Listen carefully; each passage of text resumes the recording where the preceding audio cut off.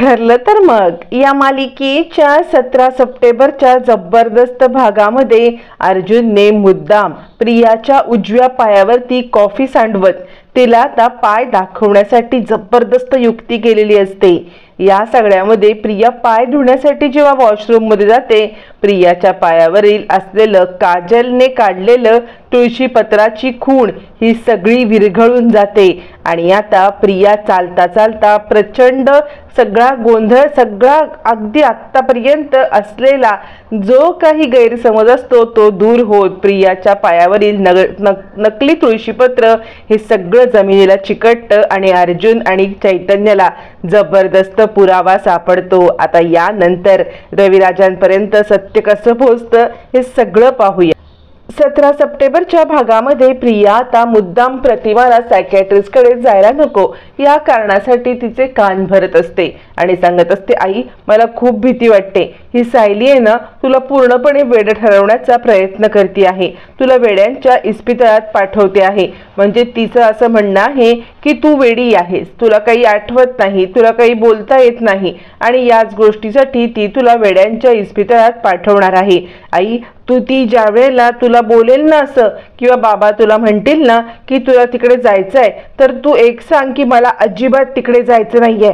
आई तू सावध राहा बरं का, कारण जर का तू एकदा ह्यांच्या याच्यामध्ये फसलेस ना तर ते तुला वेड्यांच्या इस्पितळात कायमचं ठेवतील आणि माझ्यापासून लांब करतील। आई मला आता तुझ्यापासून बिलकुल लांब जायचं नाहीये, मला तुझ्या जवळ जायचंय। ही सायली काय करते माहितीये का, दरवेळेला घरच्यांना सगळ्यांना आपल्या बाजूने वळवते आणि घरचे बघतेस ना सगळे तिचंच म्हणणं ऐकतात आणि त्यामुळे तू जरा सावध राहा।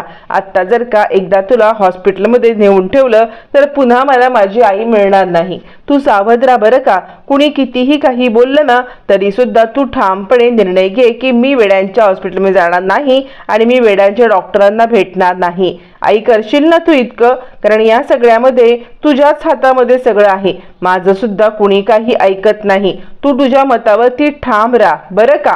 असं म्हटल्यावरती मग मात्र प्रतिमा तिला हो किंवा नाही किंवा काहीही उत्तर देत नाही।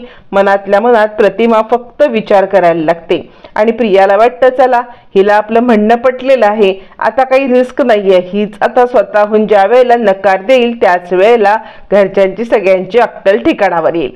पण प्रतिमा होकार पण देत नसते आणि नकार पण देत नसते। तोपर्यंत इकडे आता सायलीने बरोबर जंग घेतलेली असते आणि मनाशी ठाम कळलं असतं की काहीही झालं तरी प्रतिमा आत्यांना सायकॅट्रिस्ट कडे न्यायचंच आणि त्यासाठी काय प्रश्न विचारता येईल प्रतिमा आत्यांना किंवा सायकॅट्रिस्टला काय सांगता येईल हे सगळं ती लिहून काढते होते। प्रतिमा आत्या कुठे सापडल्या, ज्या वेळेला भेटल्या तेव्हा त्यांची अवस्था कशी होती आणि त्यांना अपघाताच्या पूर्वीचं काहीच आठवत नाही आणि त्यांच्या तोंडावरती असलेलं जळल्याचं मार्क त्या नेहमी लपवून ठेवण्याचा प्रयत्न करतात। त्याचप्रमाणे त्या देवळात राहायच्या 1 न 100 तिला जे काही तिच्याबद्दल माहिती असतं, जे काही ती तिला भेटली त्यावेळेला जी तिची अवस्था असते हे सगळं आता मात्र सायली आपल्या एका नोटपॅडवरती लिहून काढत असते।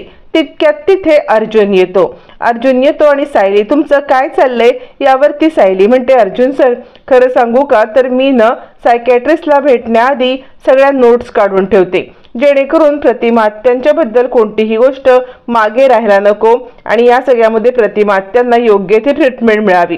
पण तुम्ही कुठे गेला होतात यावरती अर्जुन म्हणतो, मी सुमन काकीकडे गेलो होतो। आता मात्र सायलीला जरा धक्काच बसतो। सायली म्हणते, सुमन काकीकडे का बरं, सुमन काकीकडे जायची काय गरज पडली यावरती अर्जुन म्हणतो, खरं सांगू का तर मी तुम्हाला अजूनही सांगतोय प्रिया ही तन्वी नाहीये आणि या संदर्भात सगळी माहिती मला काढायची होती की तिने ज्या वेळेला ती तन्वी आहे असा दावा केला होता किंवा ती तन्वी म्हणून जेव्हा सिनियरकडे आली होती त्यावेळेला तिने कोणते पुरावे दिले होते हे मला जाणून घ्यायचे होते आणि हे पुरावे मला जाणून घ्यायचे असतील तर मला जर का मी रविराज सरांना काही विचारलं किंवा सिनियरला मी काही बोललो ना तर तो मला या सगळ्यामध्ये नीटशी काही उत्तर देऊ शकला नसता किंवा त्याने व्यवस्थित उत्तर दिली पण नसती, नीट काही सांगितलं पण नसतं।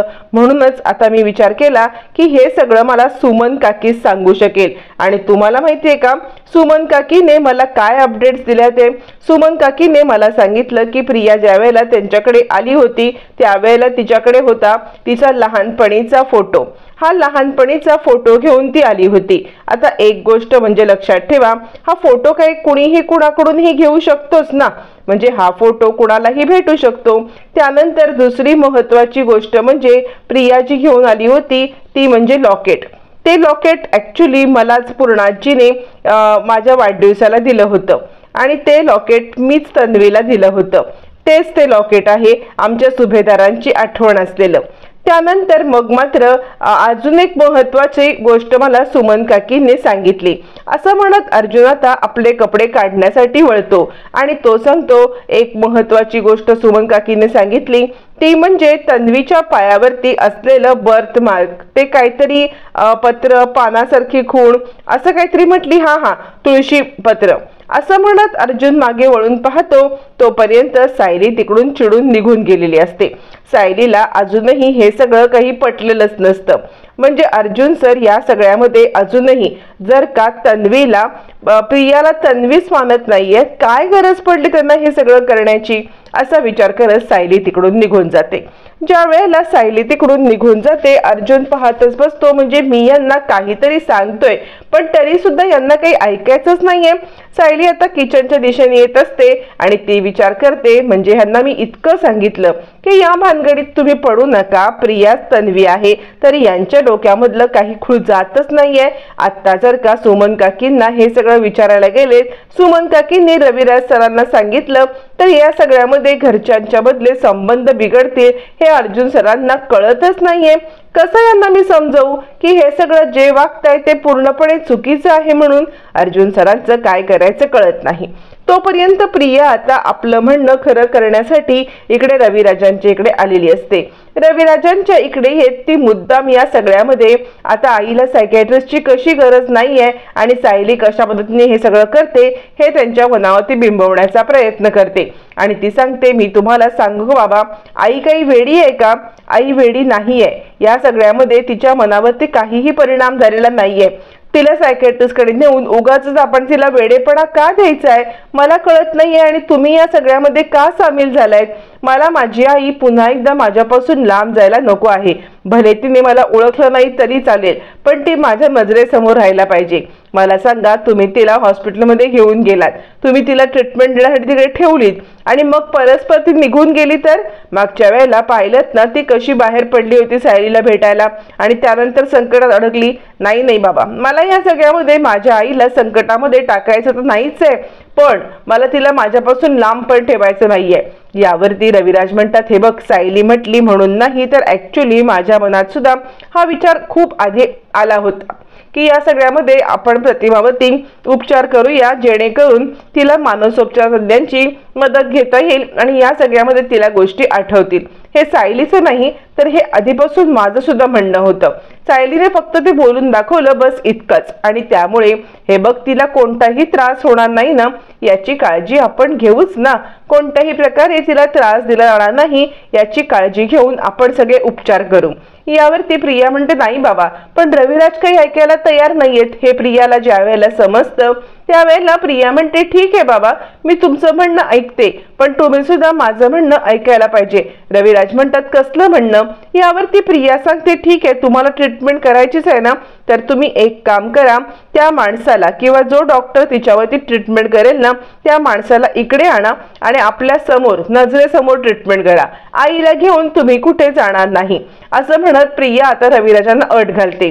आता रविराज विचार करतात, मुलीची अट तरी कशी मोडायची? रविराज म्हणतात, ठीक आहे, तुझं हे म्हणणं मी पूर्ण करेन। माझी एक मैत्रीण सायकॅट्रिस्ट आहे, तिला मी इकडे बोलवतो आणि तिला प्रतिमावरती उपचार करायला सांगतो, मग तर चालेल ना? प्रिया म्हणते, ठीक आहे। प्रियाने आपलं अर्ध म्हणणं खरं करून घेतलेलं असतं, जेणेकरून तिला समोर ट्रीटमेंट पाहता येईल आणि प्रतिमामधले बदल तिला कळतील, या कारणास्तव तिने हे सगळं केलेलं असतं। रविराज निघून गेल्यावर ती प्रिया लगेच आपला मोबाईल उचलते आणि नागराजला कॉल करते। नागराज म्हणतो, काय तिकडची खबरबात?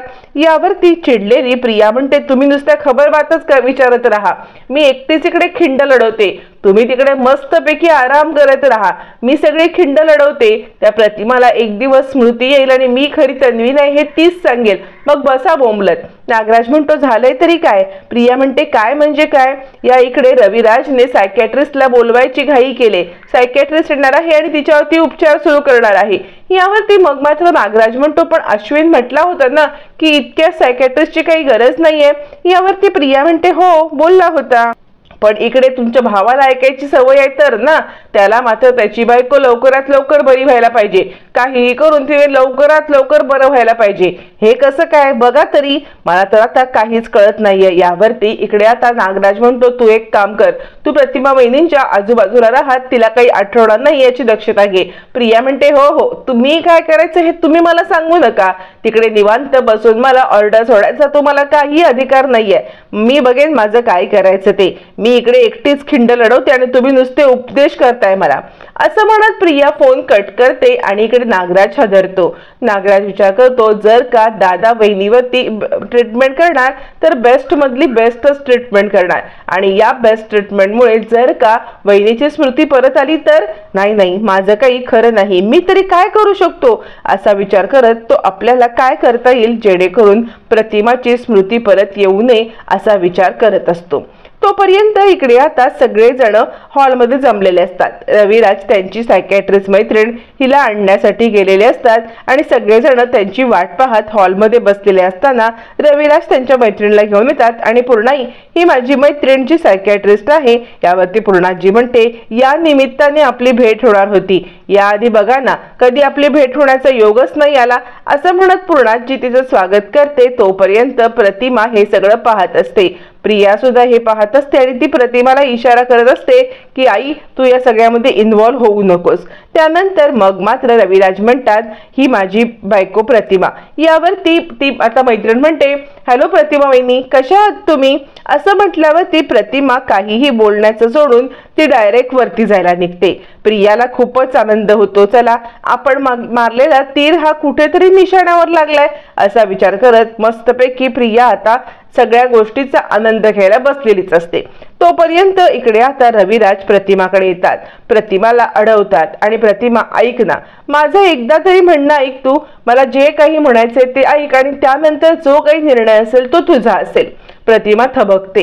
त्यावरती रविराज म्हणतात हे बघ म्हणजे कसं आहे ना, तू या घरामध्ये आलीस पण या घरामधली नाती विसरलेली आहेस, आणि खरं सांगू का तर आपली मुलगी तन्वी हिला आता आईची खूप गरज आहे. लहानपणापासून ती आईच्या प्रेमाला पोरकी झालेली आहे आणि त्यासाठी तिला आईचं प्रेम मिळणं आवश्यक आहे. आणि प्रतिमा तुझी स्मृती परत येऊन तुला सगळ्या जुन्या नात्यांचा आठवण व्हायला पाहिजे आणि याच कारणासाठी आम्ही हे सगळं करतोय. यापेक्षा माझी तुझ्याकडून दुसरी कोणतीही अपेक्षा नाहीये की तू हे सगळ्याकडे आम्हाला कोऑपरेट कर. तू हे सगळं आठवण्यामध्ये आम्ही जसं सांगतोय तसं कर, कदाचित तुला गोष्टी आठवतील. प्लीज प्रतिमा आपल्या मुलीसाठी, आपल्या नात्यांसाठी आणि आपल्या सगळ्या इकडच्या या मंडळींसाठी तुला हे करायलाच पाहिजे.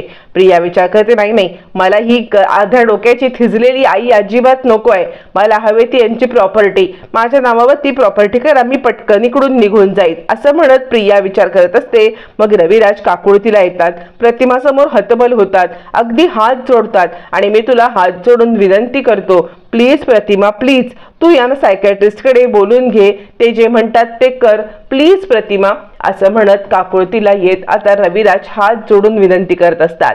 मग रविराजांच्या मदतीला येते ती म्हणजे सायली. सायली येते आणि प्रतिमा त्या बघा ना रविराज सर किती कळकळीची तुम्हाला विनंती करतायत, किती कळकळीने तुम्हाला सांगण्याचा प्रयत्न करतायत.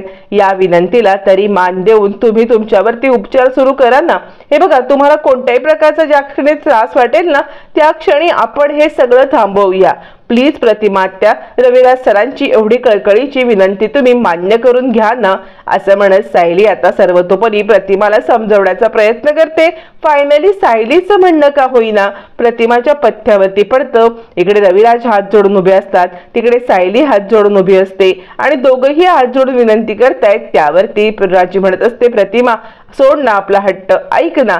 सगळेजण हात जोडून उभे आहेत म्हटल्यावरती प्रियाचा पण नाईलाज होतो. ती सुद्धा हात जोडून प्रतिमाच्या समोर उभी राहते आणि विचार करते, काय मूर्खपणा आहे. या प्रतिमाला इतकं समजावलं होतं की या सगळ्यामध्ये तू यांच्या ह्याला फशी पडू नकोस, यांच्या बळी पडू नकोस, पण हे तुला मनवतील. आणि ही मनली सुद्धा मूर्खबाई आहे काही अर्धवट डोक्याची. हिला किती सांगण्याचा प्रयत्न केला तरी पालत्या घड्यावरती पाणी. असं म्हणत चिडलेली प्रिया आता मनाच्या वरती हात जोडते. आता मात्र इकडे प्रतिमाला सायलीने मनवलेलं असतं आणि मग प्रतिमा त्या सायकॅट्रिस्ट सोबत बोलण्यासाठी तयार होते. फायनली प्रतिमा सोफ्यावरती येऊन बसते आणि त्या सायकॅट्रिस्ट प्रतिमाला एक एक प्रश्न विचारायला लागतात.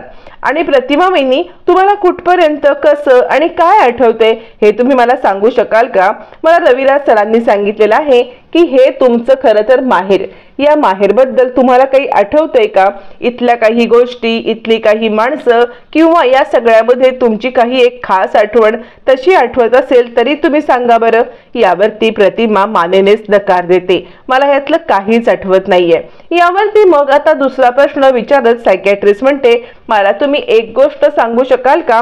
म्हणजे तुम्ही प्रतिमा आहात हे तरी आठवतंय का की तुमचं नाव प्रतिमा आहे, तुम्ही इकडे आधी यायचात, तुमचे मिस्टर रविराज आहेत, तुमची एक मुलगी तन्वी आहे, हे सगळं तुम्हाला आठवतंय का?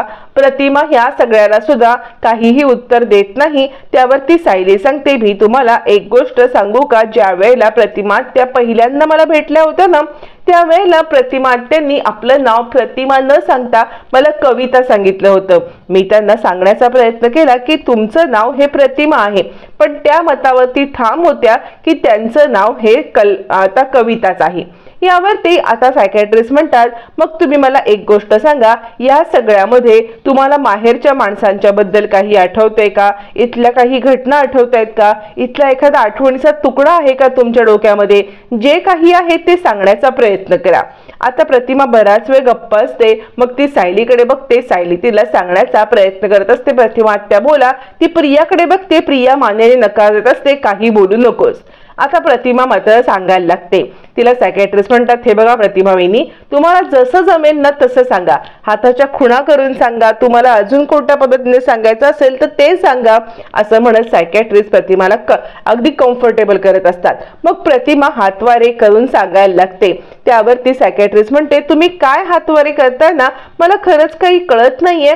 सायली आता प्रतिमाकडे पाहायला लागते. इकडे प्रिया पण पाहायला लागते. आता ही नक्की काय सांगणार? तोपर्यंत सायकॅट्रिस्ट म्हणते, रविराज ही काय बोलतात मला काही कळत नाही प्रतिमा वहिनी, नक्की ह्यांना काय सांगायचं आहे? यावरती प्रतिमा सांगण्याचा प्रयत्न करते की हो, मला इथलं काही आठवत नाहीये. असं म्हणत असताना रविराज म्हणतात, मी सांगतो. म्हणजे प्रतिमाला असं म्हणायचं आहे की खरं तर तिला इथलं काहीही आठवत नाहीये, इथली माणसं पण आठवत नाहीयेत आणि तिला बाकी सगळ्याच गोष्टींचा विसर पडलाय. आता रविराजांना प्रतिमाची भाषा कळते म्हटल्यावर ती प्रतिमाला खूप भरून येतं. म्हणजे आतापर्यंत तिची भाषा फक्त सायलीला कळत होती आणि सायली नंतरची व्यक्ती आहे ज्याला प्रतिमाची भाषा कळते ती म्हणजे रविराज. सगळेच जण रविराजांकडे पाहायला लागतात. एका शब्दामध्ये किंवा रविराजांनी इकडे आता प्रतिमाच्या मनातलं सगळं सांगून प्रतिमाचं मन जिंकलेलं असतं. त्यानंतर मग मात्र सायकॅट्रिस्ट विचारायला लागते, प्रतिमा वहिनी तुम्ही आता ह्याच्या आधी कुठे राहायचात? असं म्हणत प्रतिमाला दुसरा प्रश्न विचारला जातो. त्यावरती प्रतिमा बोलायला लागते, देवळामध्ये. मग ती एक एक करत देवळामध्ये कशी राहायचे, कुठे गेले हे सगळं सांगायला लागते आणि रविराज आता मात्र तिला ट्रान्सलेट करत डॉक्टरांना सगळं सांगत असतात. आता एक एक करत आता इकडे सायकॅट्रिस्ट वेगवेगळे प्रश्न विचारत असतात. प्रतिमा हातवारे करून उत्तर देते. रविराज ट्रान्सलेट करून सायकॅट्रिस्टला सगळं समजावून सांगत असतात. प्रतिमाची भाषा फक्त आणि फक्त रविराज आणि सायली या दोघांनाच कळत असते. इकडे सायकॅट्रिस्ट हे सगळं विचारून घेते, सगळं जाणून घेते आणि या सगळ्यामध्ये प्रतिमाची बाजू सुद्धा समजून घेते. प्रतिमाची बाजू समजून घेतल्यावरती अपघाताबद्दल तुला काही आठवतंय का हे सुद्धा विचारते. यावरती अपघाताबद्दल आपल्याला काही आठवत नाही असं प्रतिमा ठाम म्हणते. रविराज म्हणतात, हो तिला या अपघाताबद्दल काहीच आठवत नाहीये, पण तिची ही अवस्था अपघाताच्या नंतरच झालेले इतकं मात्र नक्की. असं म्हणत प्रश्न उत्तरांचं सेशन होतं. काही प्रश्न विचारले जातात, काही प्रश्नांची उत्तरं योग्य मिळतात, काही प्रश्न अनुत्तरित राहतात। आता मात्र सायकियाट्रिस्ट या सगळ्याचा सार काढतात आणि प्रतिमावरती उपचार करण्यासाठी तयार होतात।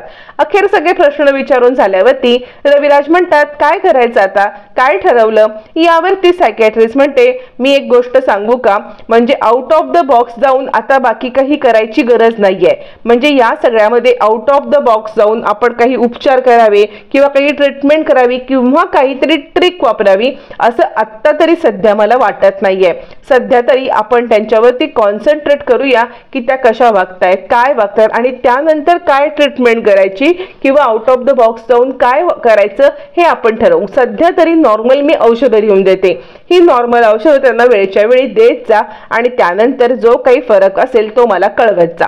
असं म्हटल्यावरती रविराज म्हणतात, ठीक आहे, तू ना एक प्रिस्क्रिप्शन लिहून दे, आम्ही त्या गोळ्या आणू। असं म्हटल्यावरती त्या डॉक्टर प्रिस्क्रिप्शन लिहून देतात आणि आता या गोळ्या प्रतिमाला देण्यासाठी सांगितल्या जातात। प्रतिमा निघताना चक्क हात जोडून त्यांचे आभार मानते। रविराजांना प्रतिमाचं हे जेस्चर खूपच आवडतं।